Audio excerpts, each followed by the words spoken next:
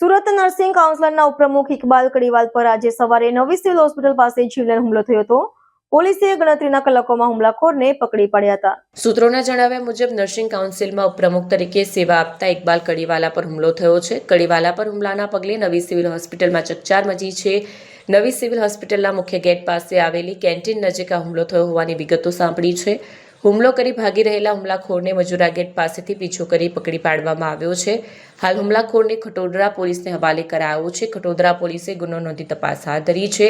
Police સૂત્રોએ કહ્યું કે એમ્બ્યુલન્સના ડ્રાઈવરે કડીવાલાને તમાચા મારી દમદાટ કરી છે. કડીવાલાની કારના ગ્લાસ તોડી નાખ્યા છે. હુમલા પાછળનું કારણ હજુ જાણવા મળ્યું નથી.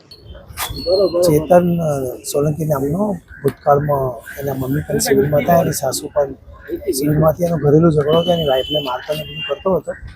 અમારી પાસે મદદ માટે અમે ના પડી કે આવી ઘટનામાં મદદ નહીં કરી શકું તમને, જેથી એને તૈયાર રાખીને આજે સવારે 5 વાગે મારી પર હુમલો કર્યો છે.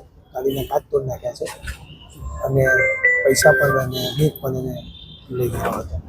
કઈ રીતે ફરિયાદ કરવામાં આવી છે, શું ઉલ્લેખ છે અને કેટલા લોકો? પોલીસે તાત્કાલિક પીસીઆરમાં બોલાવી થોડા તોફાન વધારે મચાવ્યું હતું. પોલીસ આવતા તેને મજૂરા ગેટથી પકડી ગયા. કેટલા લોકો હતા હુમલો એ કર્યો? પોતે એકલો જ હતો અને પોલીસે પકડતા પોલીસમાં પણ 2 કાબુ થયો હતો, પરંતુ પોલીસ એને પકડી ગઈ. પાછો પોલીસના જવાનો આવી ગયા અને પીસીઆરમાં એને ખટોદરા લઈ ગયા હતા.